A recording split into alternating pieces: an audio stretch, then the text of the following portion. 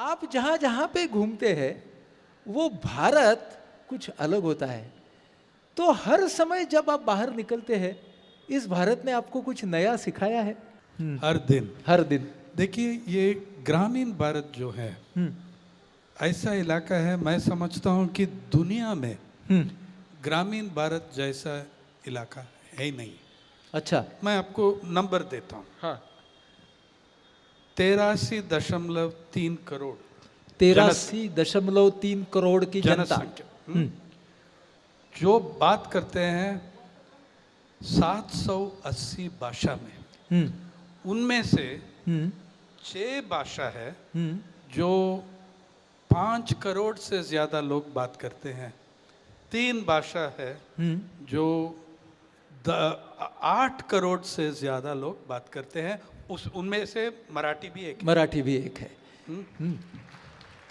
एक भाषा है जिसमें 50 करोड़ लोग बात करते हैं, हिंदी। और देश के दूर दूर इलाका में कुछ भाषाएं हैं अभी जहां सिर्फ 7 लोग हैं जो बात करते हैं। 7 लोग। हाँ। जैसा एक भाषा है, उसका नाम साईमार। साईमार। त्रिपुरा में वो जात में, वो ट्राइब में आदिवासी लोग हैं। 200-300 आदिवासी बच्चा है उस जात में, लेकिन बच्चे लोग सब भूल गया ये भाषा। बच्चे लोग भूल गए भाषा। भूल गया। अंडमान्स में है झेरू। अभी मेरे ख्याल में एक ही स्पीकर बचा है। एक स्पीकर बचा है। ये भाषाएं। तो 780 भाषाएं में सिर्फ 4% को स्कूलिंग पढ़ाई चलता है 7 क्लास तक, और हर साल 2-3 भाषा एक्सटिंक्ट हो रहा है, खत्म हो रहा है। खत्म हो रहा है। पिछले 50 साल में 225 भाषाएं खत्म हो गया। ग्रामीण भारत में जो ऑक्यूपेशंस हैं, कभी कुछ ऐसा ऑक्यूपेशंस है दूसरी दुनिया में है नहीं। केरल में है अभी एक कम्युनिटी, उसको कहता है कि खलासी। खलासी। वो 2000 साल से ज्यादा वो ही काम कर रहा है, मतलब बोट और शिप को लॉन्च करते हैं। ये पुराना जमाना का हाइड्रोलिक्स एक्सपर्ट्स है। 2001 या 2000 में एक साइक्लोन हुआ था केरल में। एक बड़ा ट्रेन ब्रिज से गिर गई नदी में। तो फौज को बुलाया, इसलिए कि आर्मी के पास वो बड़ा क्रेन्स है।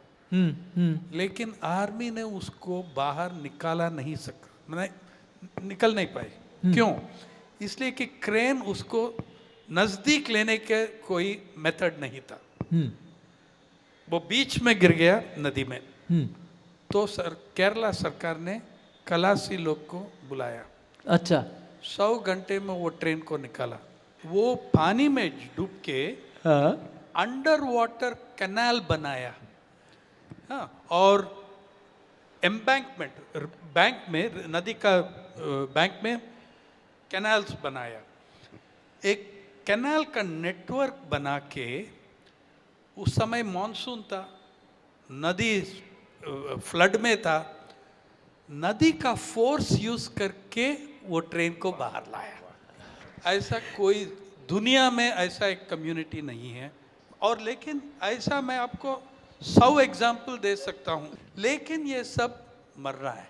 ये सब मर रहा है। इसलिए हम ग्रामीण भारत को हम ध्यान नहीं देते हैं, रेस्पेक्ट नहीं देते हैं, हम स्टडी भी नहीं करते हैं, और मीडिया उसको कवर नहीं करते। देखिए, मीडिया में कुछ स्टडीज हुआ दिल्ली में, centre for media studies Delhi में है, एक बड़ा इंस्टीट्यूशन। हाँ। उसने मॉनिटर करते हैं हर दिन चैनल को, न्यूज़पेपर को, अखबार को। उसने उनकी मॉनिटरिंग में जो दिख रहा है, ग्रामीण भारत को कितना जगह मिलता है हमारा फ्रंट पेज में, 0.18%। और कृषि का, हाँ, खेती बाड़ी का पूरा पेपर में, पूरा साल में 0.61%। हेल्थ, स्वास्थ्य, शिक्षा, एनवायरनमेंट, ये और लाइवलीहुड, कृषि, ये सब इकट्ठा करेंगे तो बॉलीवुड को जितना मिलता है उसको आधा नहीं मिलता है। और तो मीडिया में भी इतना नेग्लेक्ट हो रहा है कि लोग नहीं जानता है कि ग्रामीण भारत क्या फैसिनेटिंग इलाका है। और मैंने हर साल एक रोड लेता हूँ, वो 280 किलोमीटर का रोड है। कालाहांडी ओडिशा में, मलकनगिरी कोरापुट ओडिशा में जाता हूँ। सिर्फ 280 किलोमीटर रोड बहुत अच्छा है, इसलिए कि माइनिंग कंपनी के लिए बहुत अच्छा रोड लगाया, आम लोग के लिए नहीं। लेकिन वो 280 किलोमीटर करने के लिए पूरा मैं एक हफ्ता लेता हूँ। क्यों? हर आधा घंटा रुक के, मेरे साथ 3-4 और पत्रकार होगा, ओडिशा से, वो कालाहांडी से, भवानीपटना से। हर आधा घंटा हम रुक के किसी गांव का हाट में जाएंगे, उनका मार्केट बाजार में लोग से बात करेंगे। वो 280 किलोमीटर में आप 40 भाषाएं सुन सकते हैं। अच्छा, 16 तक भाषा मैं काउंट किया है एक बाजार में। अच्छा, मैं समझता हूँ कि ये पूरा भारत का एक नमूना है, एक एग्जाम्पल है, डाइवर्सिटी में कैसा रह सकते हैं हम, peacefully, with unity, with diversity. एक बाजू ये स्तिमित करने वाली, एन्चांटिंग जिसे हम कहेंगे, ये विविधता है एक बाजू। दूसरी बाजू, जैसे आपने कहा, ये एक बहुत नेगेटिव साइड भी है, नेगेटिव साइड है उसकी। That is the crux of your journalism. Correct. Negative side में ये भी देखो, अगर आप अगर आप पत्रकारिता जो एक इंटेग्रिटी के साथ प्रैक्टिस करेंगे, नेगेटिव साइड को भी रिपोर्ट करना है पूरी तरह। नेगेटिव साइड तो बहुत है, जातिवाद है, अनटचेबिलिटी है, और ऑपरेशन ऑफ विमेन है, जेंडर ऑपरेशन है, ये सब नेगेटिव साइड में। लेकिन ये सब नगरी भारत में भी है, सिर्फ ग्रामीण भारत में नहीं है। बराबर। लेकिन ग्रामीण भारत में और एक्सैसरबेटेड है, हाँ, एग्जैजरेटेड है, अतिरंजित है, बहुत बहुत पावरफुल है। और ये आप ये भी देखिए, पिछले 25 साल में एक कॉन्ट्रडिक्शन आ गया। जो अच्छा था, जो बुरा था, दोनों था। लेकिन पिछले 25 साल में जो बहुत ब्रिलियंट, ब्यूटीफुल है, वो डिक्लाइन हो रहा है, वो मर रहा है। जैसा वीविंग का सब सुना होगा, कंजीवरम साड़ी के बारे में। कंजीवरम साड़ी में एक भी अभी तमिल वीवर नहीं है। अच्छा, सब छोड़ के चेन्नई में ऑटो रिक्शा चला रहा है, और तेलंगाना से और गरीब वीवर जुला आया है चेन्नई में, कंजीवरम में। हाँ। और हम वीवर लोग को कोई रिस्पेक्ट नहीं देते हैं। लेकिन आजकल 80 वीवर लोग को लेके चीन लोग चाइना में सेटल करके, चाइना भी कंजीवरम साड़ी मैन्युफैक्चर कर रहा है 1/5 द प्राइस। और जो कंजीवरम साड़ी आपको 20,000 रुपया बनती है, आप 3,000 रुपया में खरीद सकते हैं, चाइना से, मेड इन चाइना। और डिजाइनर है कौन? हमारा वीवर। हम तो रेस्पेक्ट नहीं देते, बाहर मिलता है उसको वो रेस्पेक्ट। सर, एक बात मुझे बताइए, ये जो अपॉर्चुनिटी चाइनीज लोगों ने देखी, हम लोग क्यों नहीं देखते? देखिए, हमको भी एक कॉन्शियसनेस आना चाहिए, एक चेतना आना चाहिए, एक understanding of what people are doing for us. 2014 में सरकार ने एक socio economic and caste census निकला। उससे आप नंबर देखिए, ग्रामीण भारत में 18 करोड़ करीब परिवार है। उसमें 18 करोड़ परिवार में 2/3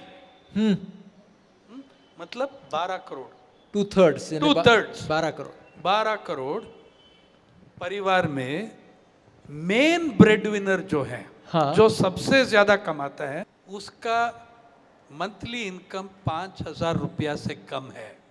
और अगर हम 10,000 का नंबर देखेंगे 90% परिवार आ रहा है उसमें। सिर्फ 8% परिवार है ग्रामीण भारत में जिसका मेन ब्रेड विनर 10,000 से ज्यादा कमाते हैं और वो ज्यादा से ज्यादा गवर्नमेंट सर्वेंट होता है, ऐसा होता है, टीचर। और 8% नेशनल एवरेज है। अगर हम दलित के लिए, दलित की तरफ देखते हैं, अगर हम आदिवासी की तरफ देखते हैं 4% भी नहीं है। यह है सरकार का नंबर, मेरा नंबर नहीं है, ये एक बात है। फिर आप कृषि का हालत देखिए। एक किसान परिवार मतलब शेतकरी, हाँ, एवरेज इनकम क्या है? एक परिवार में कितने लोग हैं? 5, एवरेज हैं 5 लोग। Average monthly income of the शेतकरी परिवार 6,426 रुपया। 6,426 रुपये family of 5। Family of 5 monthly income.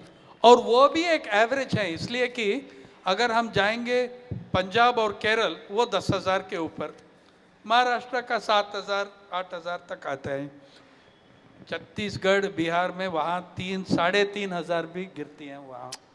National average है 6,426। अभी जैसे आपने कहा ये जो ग्रामीण भारत है उसमें इतनी बड़ी आबादी है, इतने बड़े लोग रहते हैं, उसमें से बहुत सारे लोग वोट डालते हैं। इतने सारे वोट्स वहाँ होने के बावजूद ये प्लानिंग उनकी तरफ क्यों नहीं जाता? मैं आपको एक एग्जांपल देता हूँ। ADR, association for democratic rights, वो भारत में चुनाव को मॉनिटर करते हैं। हर चुनाव में 2004 के बाद हर चुनाव में जो कैंडिडेट है उसका एफिडेविट देना पड़ेगा, मेरा इनकम ये है। 2004 में आपकी लोकसभा में 32% मेंबर MP, 32% वो करोड़पति था। 2009 में वो बन गया 52%, करोड़पति, 53% करोड़पति। 2014 में वो बन गया 82%। 82% आपका पार्लियामेंट में 82% करोड़पति, वो कैसा रिप्रेजेंट करेंगे जो 2/3 ग्रामीण परिवार जिनका मैक्सिमम ब्रेड विनर का मैक्सिमम अर्निंग है 5,000, 6,426, वो कैसा रिप्रेजेंट करेंगे? आपने उत्तर तो दे दिया कि ये क्यों है, लेकिन ऐसी परिस्थितियों में आप जैसा पत्रकार क्यों झगड़ता रहता है? देखिए, मुझको हमारा भारत का इतिहास देखिए, हिंदुस्तान का। हमारा मीडिया ओरिजिनली, आज का मीडिया मैं बात नहीं कर रहा हूँ, मैं भी आज का मीडिया का मेंबर हूँ, 36 साल हो गया। लेकिन हिस्टोरिकली मुझको बहुत प्राइड है कि हम कहाँ से आए। भारत का प्रेस, अभी मीडिया कहते हैं, वहाँ उस जमाने में प्रेस था, वो स्वतंत्र संग्राम से निकला। हमारा सबसे बड़ा पत्रकार कौन था? गांधी, बाबा साहेब अम्बेडकर, भगत सिंह, नेहरू, ये लोग हमारा पत्रकार था। बरोबर। आज देखो कौन है, क्या फर्क आ गया वो बीच में। उस जमाने में हर इंडिविजुअल, स्वतंत्र संग्राम में हर व्यक्ति इंडिविजुअल एक विजन था, एक आइडिया था, एक एम्बिशन था, विचार था। राइट। मेरा सवाल कि ये सब होने के बावजूद आप जैसे लोग क्यों झगड़ते रहते हैं? इसलिए कि why should I surrender my freedom and my legacy to the corporate world? मैं आपको एक बात बता रहा हूँ, जो स्वतंत्र संग्राम का जेनरेशन है, 5-6 साल में कोई भी बचाएगा नहीं। देर सब 80-90 साल का बूढ़े हैं अभी। महाराष्ट्र में भी अभी भी 100-200 सच ऐसा जन बचे हैं जो तूफान सेना में, सतारा में ब्रिटिश राज के खिलाफ, नाना पाटिल, ये भाव लाड, GD बापू लाड, पत्री सरकार जो था, अभी भी कुछ लोग बचा है, हम रेस्पेक्ट नहीं करते हैं, हम उनको एक्नॉलेज नहीं करते हैं कि हमारा फ्रीडम और आज़ादी इन लोग ने दिलवाया। तो मैं समझ रहा हूँ कि अभी भी they brought me my freedom. I am accountable to them. I am not accountable to Mukesh Ambani. ये मेरा पत्रकारिता का प्रिंसिपल है। लेकिन आप पत्रकारिता में आए कैसे? कुछ बड़ा प्लान नहीं था, हाँ। लेकिन हमेशा एक अंडरस्टैंडिंग था कि पत्रकारिता और राइटिंग ये मेरा मिशन होगा। लेकिन आपकी जो पत्रकारिता है कि आप टेबल पर बैठ के नहीं लिखते, आप जाते हैं, घूमते हैं, देखते हैं और फिर देखा हुआ आप लिखते हैं। इसमें जो ऊर्जा चाहिए, जो एनर्जी चाहिए, वो इतने सालों साल आपको कहाँ से मिलती है? I enjoy talking to people, I enjoy listening to people. और पत्रकारिता में भी देखो, एक तो मैं कहता हूँ एक टाइप पत्रकार है, उसको डेस्कटॉप पब्लिशिंग कह सकते हैं। जो रिपोर्टिंग कहते हैं हम, उसमें जन का आवाज आना चाहिए, लोगों की आवाज आप आनी। मेरा रिपोर्टिंग पढ़ लीजिए, ज्यादा से ज्यादा उनका आवाज आती, उनकी आवाज आती है। अब थोड़ा हम लोगों को पारी के बारे में बताइए। तो जैसा हम शुरुआत में कहा कि ग्रामीण भारत पूरा मीडिया में एक्सक्लूड हो जाती है, तो मेरा मित्र एक 20-25 दोस्त और मैं, हमने एक वेबसाइट शुरू किया, people's archive of rural India. और मैं I am very please to tell you, हमारा एक एम्बिशन है इसमें, जितने हिंदुस्तानी भाषा में हम पब्लिश कर सकते हैं उसमें हम पब्लिश करते हैं। तो जिस किसान के बारे में, जिस स्वतंत्र सैनिक के बारे में हम लिख रहे हैं वो भी पढ़ सकते हैं। और सब वॉलेंटियर बेस्ड ऑर्गेनाइजेशन है। पूरी पारी आपकी? पूरा देश में 1700 वॉलेंटियर है और हम हैंडल नहीं कर सकते, इसलिए कि हमारे पास कुछ एडमिनिस्ट्रेटिव इंफ्रास्ट्रक्चर कुछ नहीं है। पारी 20 लैपटॉप से काम करती है। 20 लैपटॉप से काम करते हैं। अभी एक स्पेस लिया और 3-4 वॉलेंटियर को वहां बिठाया है कि फुल टाइम काम करेंगे। फुल टाइम करेंगे। आम जनता का स्टोरीज, आम जनता का जीवित, everyday life of everyday people, वो हम कवर करते हैं। उसका URL जो है www.ruralindiaonline.org, एक शब्द, रूरल इंडिया ऑनलाइन। इतने सारे विद्यार्थी बैठे हैं, उनके पालक बैठे हैं, किस तरीके से जीवन की तरफ देखें, किस तरीके से व्यवसाय की तरफ देखें? ये दो शब्द का मैं एक डिफरेंस बताता हूँ। एक तो एजुकेशन में और दूसरा सक्सेस में। ये 2 शब्द हैं, एक तो सक्सेस है, दूसरा तो अचीवमेंट है। मैं समझता हूँ कि achievement is always more important than success. दूसरा, जो हम एजुकेशन करते हैं, कहते हैं, मेरे अभी 30 साल से ये कह रहा हूँ, जो हमारा स्कूल और कॉलेज में एक्सेप्शंस है, हर जगह में एक्सेप्शंस होगा, लेकिन ज़्यादा से ज़्यादा जो हमारा स्कूल और कॉलेज में चलती है वो एजुकेशन नहीं है, वो ट्रेनिंग है। एजुकेशन एक ब्रॉड माइंडेड प्रोसेस है, जहाँ आप दुनिया को समझ सकते हैं और क्वेश्चन कर सकते हैं। Very important element of education, questioning. If you do not question, you are not educated. देखो, हमारा टीचिंग सिस्टम ऐसा है स्कूल में, 2+2 = 4, इसलिए कि शिक्षक ने कहा। बराबर। ये ट्रेनिंग है। एक्सप्लोरिंग मैथमेटिक्स, वो एजुकेशन है। Education is also in the world around you, in what you are seeing in society around you, वो भी एक एजुकेशन है। तो the schools, universities, college must be close to the communities where they are. They must be close to those communities. They must have roots in the community. उसमें आपको एक enrichment of education मिलता है, सिर्फ मिलेगा। किताब से जो नहीं मिलता है, बराबर बराबर। लाइफ इंटरेक्शन, लाइफ प्रैक्टिस से जो मिलता है।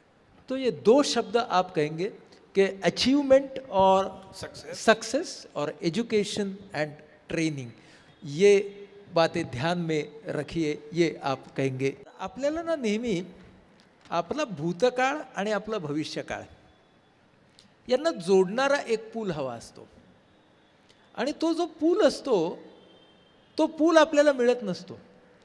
त्यामुळे आपल्याला नेमकं माहीत नाही की आज मी भूतकाळाकडून काय घ्यायचं आणि भविष्यकाळामध्ये काय वापरायचं. साईनाथजींसारखे पूल असे असतात की त्यांच्याबरोबर जर आपण त्या पुलावरती उभे राहिलो तर आपल्याला आत्ता कळतं की कालपासून काय शिकावं आणि उद्याला कसं सामोरं जावं. संपूर्ण समाजामध्ये अशा तऱ्हेच्या पुलांची गरज असते, आणि हा जो पूल आहे हा भक्कम अशासाठी आहे की तो एका आदर्शवादावरती उभा आहे. तुम्ही आम्ही सगळेच जण म्हणू की हे एक आदर्शवादावरती उभं राहिलेलं व्यक्तिमत्व आहे, आम्ही बाबा सामान्य आहोत, मग आम्ही काय बरं करावं. त्याला विनोबांनी फार चांगलं सांगितलेलं आहे. विनोबा असं म्हणतात की आदर्शवत माणसं ही या आकाशामधल्या ध्रुवताऱ्यासारखे असतात. तुम्ही आम्ही सामान्य माणसांनी ध्रुवताऱ्यावरती चढाई मोहीम काढायची नसते, तर ध्रुवताऱ्याकडे बघून आपापला जमिनीवरचा मार्ग कोणता तो शोधायचा असतो.